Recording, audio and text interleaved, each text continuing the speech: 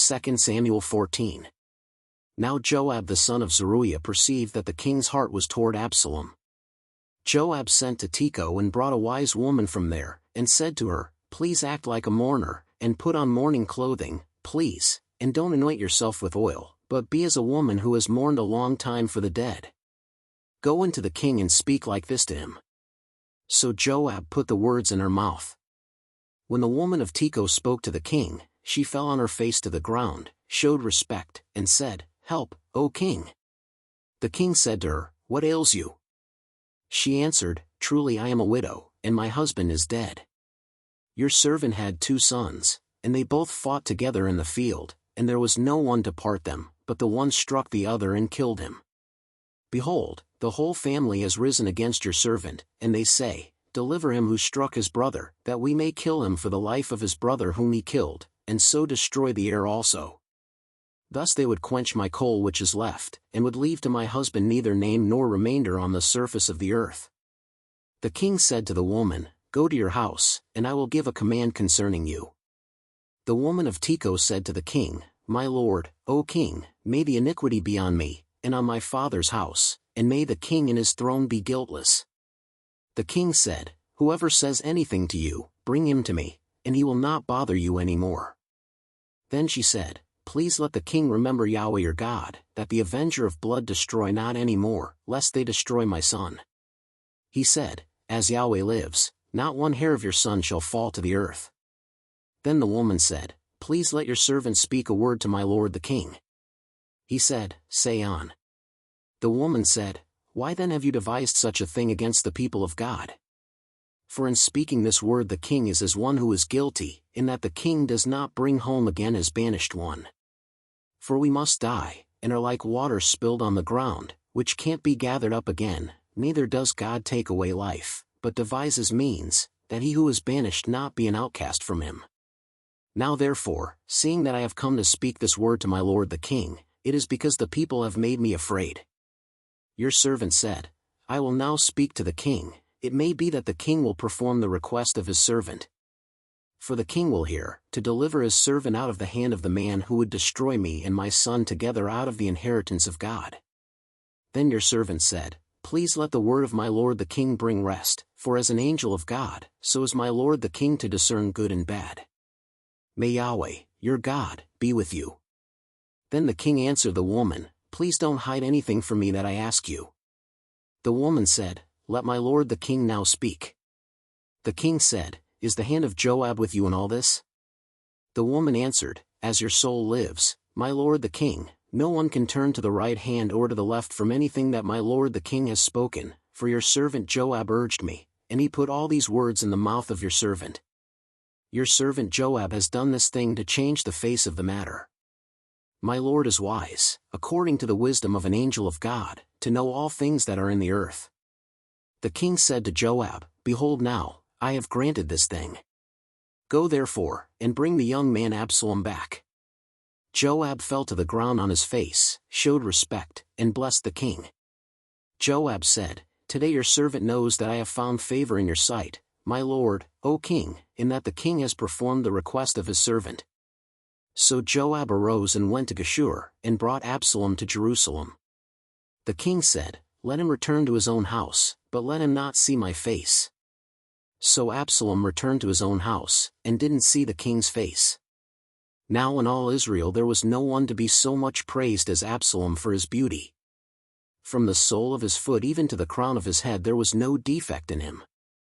When he cut the hair of his head, now it was at every year's end that he cut it, because it was heavy on him, therefore he cut it. He weighed the hair of his head at 200 shekels, after the king's weight. 3 sons were born to Absalom, and 1 daughter, whose name was Tamar. She was a woman with a beautiful face. Absalom lived 2 full years in Jerusalem, and he didn't see the king's face. Then Absalom sent for Joab, to send him to the king, but he would not come to him. Then he sent again a second time, but he would not come. Therefore he said to his servants, "Behold, Joab's field is near mine, and he has barley there. Go and set it on fire." So Absalom's servants set the field on fire. Then Joab arose and came to Absalom to his house, and said to him, why have your servants set my field on fire? Absalom answered Joab, Behold, I sent to you, saying, Come here, that I may send you to the king, to say, Why have I come from Geshur? It would be better for me to be there still. Now therefore, let me see the king's face, and if there is iniquity in me, let him kill me. So Joab came to the king and told him, and when he had called for Absalom, he came to the king and bowed himself on his face to the ground before the king, and the king kissed Absalom.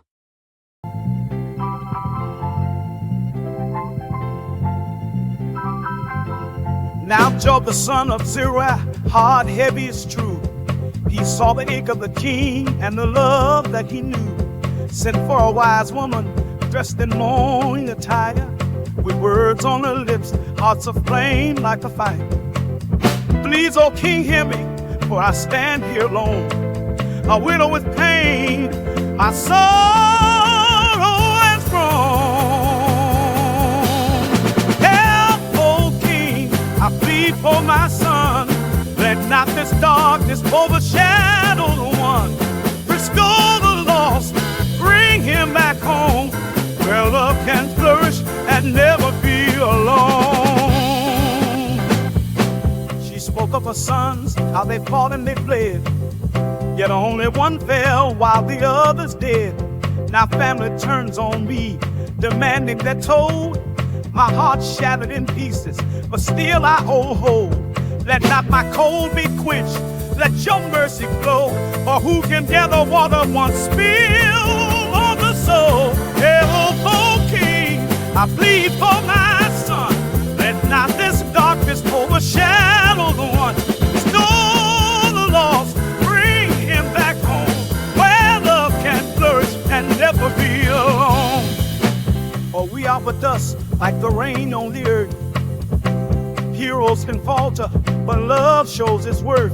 Let wisdom guide you, let compassion set free. Bring back the vantage, so we may all see. Vanity soul that is, helpful king, I plead for my son. Let not this darkness overshadow the one. Restore the lost, bring him back home, where love can flourish and never be alone.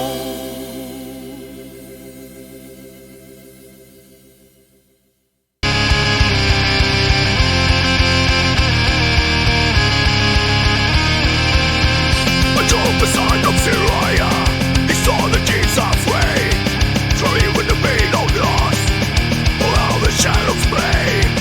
Seduced into a wise woman, the morning girl she won, with heart heavy of sorrow, she outdone heaven's star. O king, hear my cry, for my heart is torn apart. What shall I do when the family rises up? My heart is dark. Bring back the lost, place his fire inside my soul, let us heal our wounds.